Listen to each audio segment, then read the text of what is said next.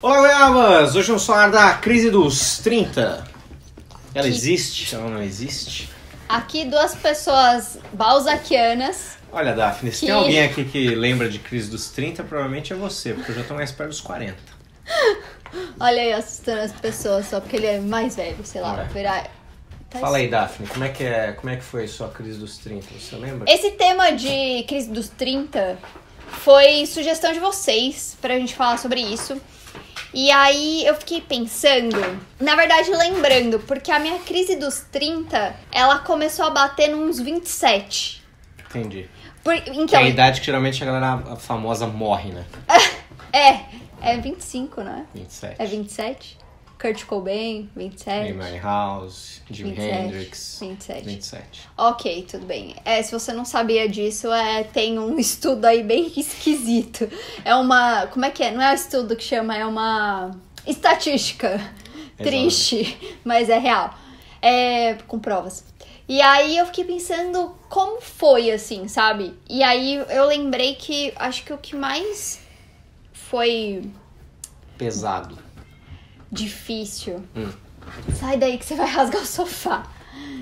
O que foi mais difícil, eu acho que foi a sensação de não ter tudo que eu imaginava que eu teria e mais material do que tipo emocional, sabe?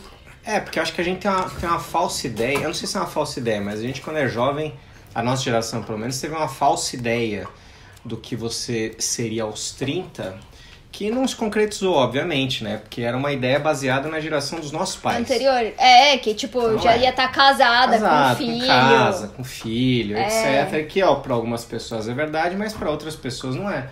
Porque são gerações diferentes, né? E a gente também, para a próxima geração, assim, você pode apostar que vai ter gente falando muito mais, talvez, da crise dos 40 do que da crise dos 30, assim, porque é uma coisa louca, né? Você vê até isso falando com dados, né? Preço de casa. Surreal. É absurdo, não tem, assim, a geração dos nossos pais conseguiu comprar. Alguns pais, né? Mas tem, pra nossa geração, assim, a gente vê a dificuldade maior, tanto pra gente que os pais conseguiram batalhar e comprar uma casa, até pros nossos amigos que os pais não conseguiram comprar casa, pra eles também é uma coisa muito difícil, assim, né? Então... Não, a gente já chegou a conversar sobre isso, né? Eu e o Diego, os nossos pais conseguiram comprar a casa na época. Meu pai e minha mãe, acho que, sei lá, é um negócio de financiar 30, 40 anos, né? Sim, também comprar casa à vista. Mas, e aí, tipo, meus pais conseguiram comprar casa, os pais do Diego também conseguiram comprar casa. E a gente, como geração próxima, a gente é relativamente privilegiado nesse sentido. Porque a gente mora numa casa, por exemplo, que não foi a gente que comprou. Exatamente. A casa já tava na família. Então, assim, se não fosse esse o caso, a gente tava morando de aluguel. Como vários amigos nossos, né? Então... E como muita gente da nossa geração. Sim, que é uma coisa, né, que... é complicada, mas enfim, os preços sobem porque eles têm que subir, os preços sobem porque quem tem casa e constrói apartamento quer que o preço esteja alto, né? Mas eu fico sempre pensando, porque assim, é que nem carro, vai. Tipo, quando eu tinha 27 anos, a gente já tava casada quando eu tinha 27 anos, né? Eu casei com 25 com você, eu acho. Então a gente já tava. Não, eu acho. Não, eu acho, eu tô perguntando. A gente casou em 2014, Daphne. Então, não importa, eu não vou fazer essa conta. Eu não sei quando você tinha. Mas, faz a conta aí. Você tinha 27. 27? Eu casei com você com 27. 27. Tá vendo? É isso, gente. Mas o que aconteceu? Você teve a crise então porque a gente casou. Foi, você é ocupado. Não, na real... Você se viu uma esposa de alguém. Que Aí você falou, nossa, agora eu sou velha, porque eu sou uma esposa. Qual é a ladeira abaixo depois de ser esposa? Chegar nos 30, no seu caso, né?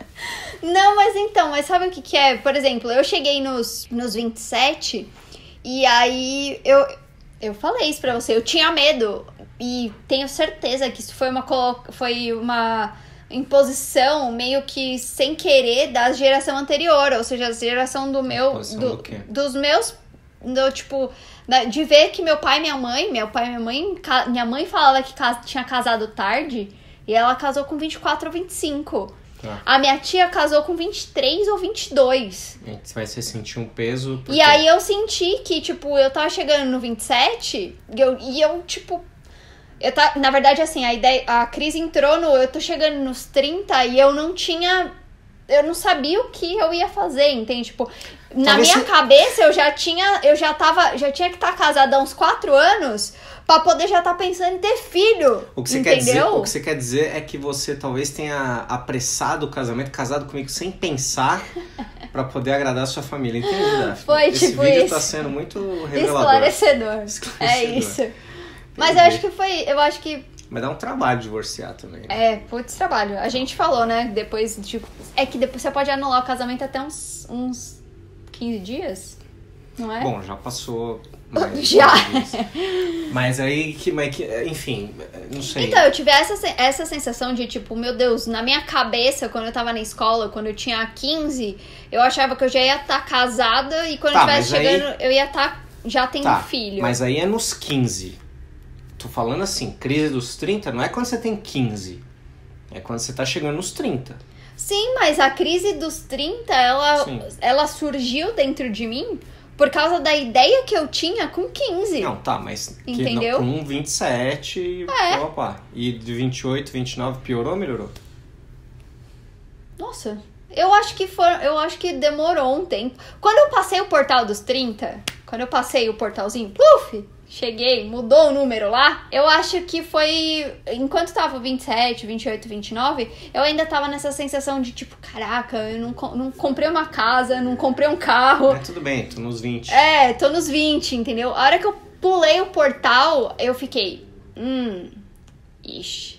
Aí eu falei, eu me senti velha. Sabe? Quando eu fiz... Mesmo não sendo velha, eu me senti velha porque, tipo, 30... A palavra 30 anos carrega um peso, tipo, é um peso que parece estar carregando aquelas bolas de crossfit de 20 quilos. De 30 no caso. No caso. O problema é que você vai virar, né? Tipo, do 10 ao 19, você tem um monte de nome diferente de idade, do 20 aos 29 é o mesmo nome, e é um jovem, e aí dos 30 já você fica ali na dúvida. Tem gente que é muito madura, tem gente que ainda é imatura, você não sabe bem. Mas eu, quando fiz 30, eu não tive, assim, uma crise anterior aos 30, assim. Eu sempre, como um pisciano que tem um nível de ansiedade talvez um pouco grande, eu fui tendo crises ano após ano, assim. Mas é interessante que, ao longo dos meus 20 anos, eu passei por coisas ruins, mas sempre que eu fazia um apanhado geral, aquela retrospectiva no final do ano, eu acabava o ano feliz, assim, porque eu tinha a sensação de que eu tinha amadurecido, que eu tinha...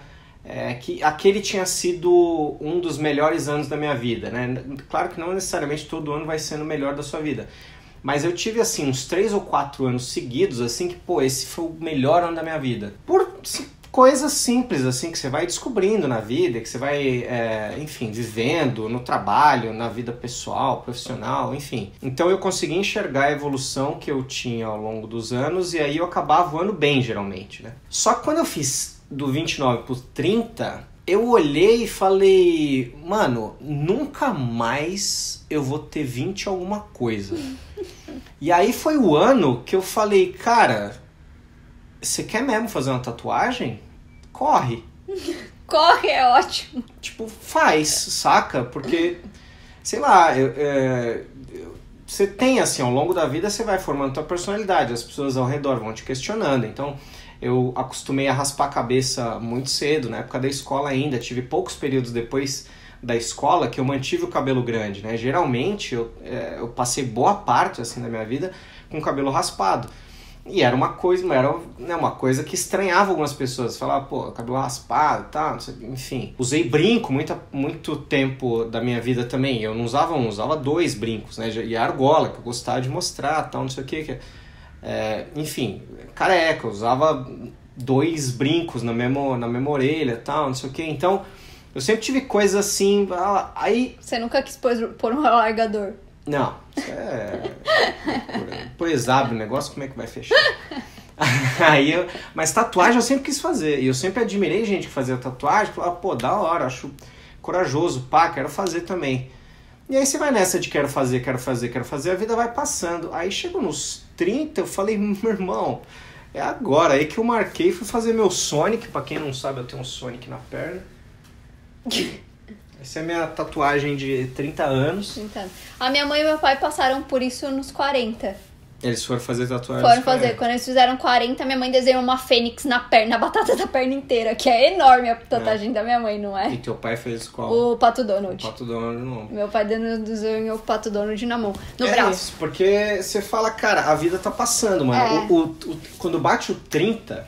Parece que passa mais rápido, não parece? Não sei, cara. Você eu não acha, tive a crise, assim, porque estamos tentando falar de crise. Então, assim, crise... É que a crise eu acho pode que eu não ser tive. várias características de crise, assim. Eu acho que, assim, crise de ficar repensando a vida, assim... Eu repenso a minha vida todo final de ano, né? Claro que não repensar pra mudar, mas repensar o que rolou, o que não rolou, pá. Então eu sempre fui repensando. O que me deu, assim, o start foi quando bateu os 30, virou os 30... Falei, cara, eu não tenho uma tatuagem, cara. Eu nunca mais... Eu não, nessa existência... Eu nunca vou ter sido um cara de 20 e poucos anos com tatuagem. Nunca. Aí eu falei, bicho, eu preciso fazer. Aí eu fui fazer. Então, me deu um despertar, assim, por exemplo, o Saúde na Rotina nasceu em 2013, quando eu fiz 30 anos. Porque me deu o estalo, assim, de falar, cara, se você não tentar... O que eu tô esperando, né? Se você não tentar fazer o que você tem vontade, você não vai saber, sabe? Porque...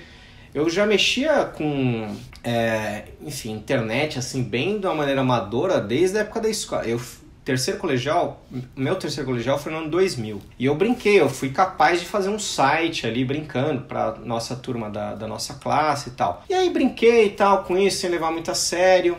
Em 2007, 2008, assim, eu fiz um curso de web design, com design gráfico, na falecida, nem sei se existe ainda, SOS Computador. Acho que não existe mais. E aí, eu sei que eu comecei a fuçar e criar um site mais, assim, pensando alguma coisa que poderia vir a ser profissional em 2009. E aí, eu fui fuçando, tal, não sei o que. 2009, eu sou de 83, tá com 26. Então, assim, você vai cozinhando, levando a vida, porque você não tem a menor ideia como é que aquilo, e como é que aquilo pode ser uma profissão. Nunca achei que fosse, né? Eu fazia mesmo na brincadeira. E aí, em 2011, 12, você já começa a ver alguns youtubers chamando mais a atenção das pessoas na plataforma e tal. Você começa já a pensar, falar, pô, e se fosse eu teria alguma coisa pra falar, que eu poderia falar, assim, que seria nesse estilo parecido e tal. Você já começa a misturar as coisas e aí começou a vir a ideia do Saúde na Rotina. Mas você vai levando, porque você não tem a menor ideia. 2013 eu falei, mano, assim, tentar, né? Se não der, tudo bem, mas agora eu vou ficar pensando no quê, assim, saca? E aí você vai aliando do jeito que dá. Eu acho que uma coisa que é muito importante, lá vou eu com as minhas filosofias, mas uma coisa que eu acho muito importante é que é muito ruim a gente se cobrar de uma coisa se comparando a uma geração anterior que tem uma experiência, que teve uma experiência e uma realidade muito diferente da nossa. Vou voltar na parte da casa, por exemplo. Uhum. Na época dos meus pais, comprar casa era caro, mas não existia um apartamento de 50 metros quadrados a R$1 milhão. Mesmo considerando a correção com inflação, não tinha. Então, é isso, que é uma das coisas que eu sempre fico brava, por exemplo, com o preço de carro. Na época que meus pais compravam carro, a época que meu pai comprou o carro, ele comprou o primeiro carro dele, o primeiro carro zero dele, ele comprou quando eu já existia. Uhum. E o primeiro carro zero dele, sei lá, o preço que você via nas propagandas era tipo um carro popular, e foi um carro popular, foi o Fiesta, eu acho, ou foi o Gol, não sei, mas era um carro popular. Ele custava, sei lá, R$25 mil, R$27 mil, porque ele comprou com rádio, blá blá blá, e tipo, custou R$27 mil. Hoje um carro popular, que é um carro tipo pequeno, que é assim, é a mesma estrutura, o mesmo tamanho, a mesma potência, custa 43. E aí, tipo, você fala, já era real naquela época, já era moeda... 43 você tá pegando assim, O mais simples, Porque, tipo, por exemplo, meu pai pagou na época, vamos lá, chutar lá pra cima, uns 29 mil num carro com vidro elétrico, alarme, nananã, um carro popular, mas com vidro elétrico, trava, blá, blá, blá. Tipo, eu acho que foi o Fiesta. 4 portas. Hoje, com 43, você compra um carro up, que é tipo menor, sem nada, pelado. E aí você fica, gente, assim, contando, e aí eu fico pensando, aí você vai falar, tá, mas aí os salários aumentaram, aí você para e pensa, será que os salários aumentaram mesmo? Quantas pessoas, tipo, quanto que meu pai ganhava na época? Eu não tenho a menor ideia, mas vamos chutar que meu pai ganhava, sei lá, 3 mil reais, 2 mil reais na época.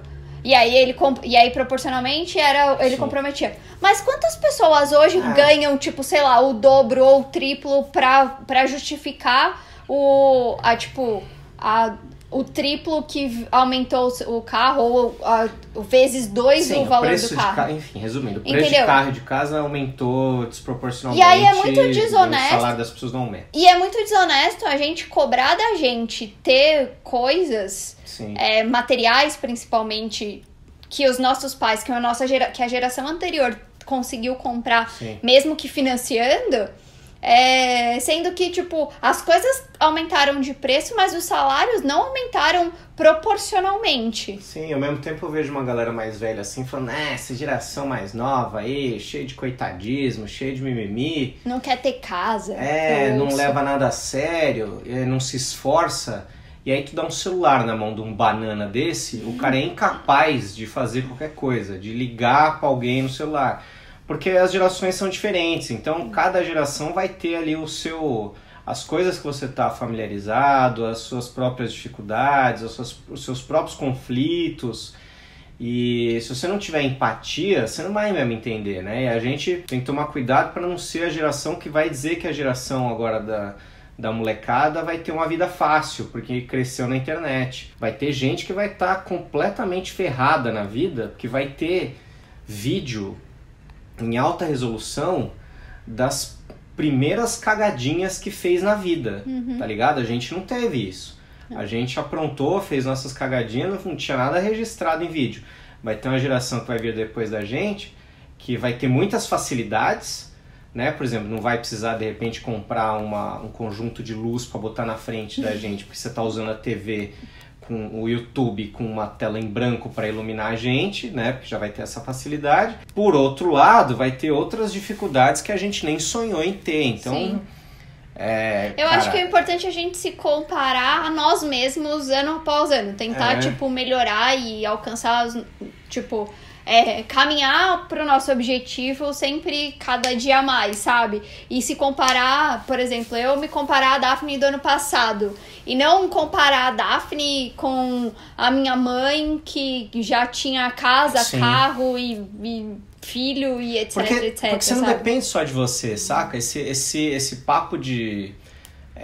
se você quiser, você é capaz, se você se dedicar, você é capaz de qualquer coisa, é uma bobagem de quem não sabe história, de quem não entende de como é que a sociedade funciona. Ninguém funciona sozinho no mundo, né? Você depende das suas escolhas, você depende do seu esforço e você depende de toda uma rede de pessoas e situações que você não tem o menor controle, sabe? Então, assim...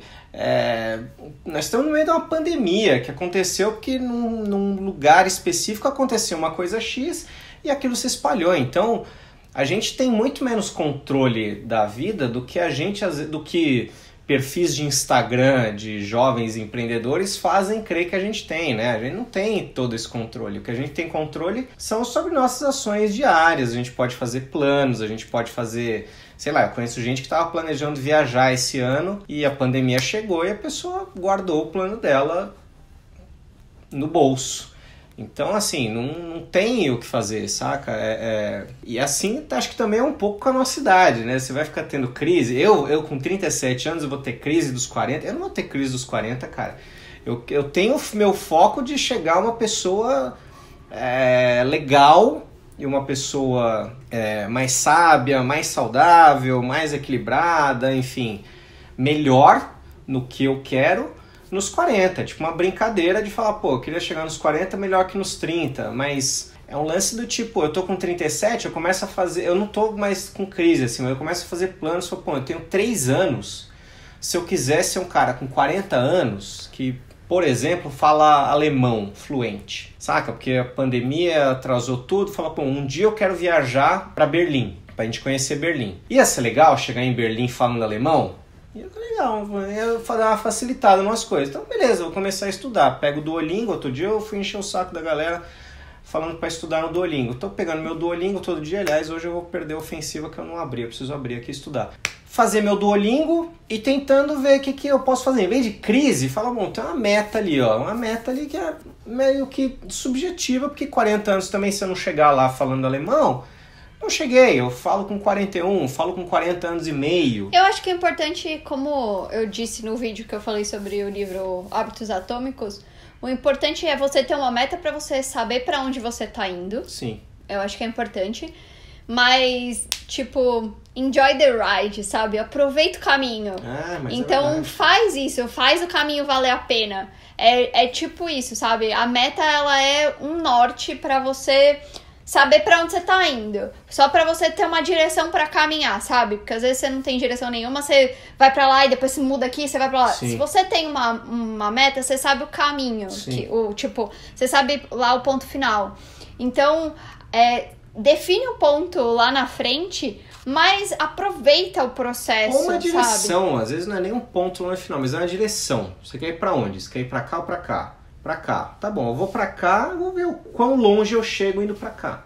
Eu acho que é. E aí, tipo, alguém até me perguntou no Instagram, falou assim, tá, mas essa meta tem que estar... Como essa meta tem que estar definida? Cara, não precisa estar definida, tipo, tintim por tintim, detalhe, do tipo, sabe, eu quero ter uma árvore de 1,25 m no meu jardim. E não, sabe, tipo, não precisa... viajar pra Berlim pra ficar no bairro tal.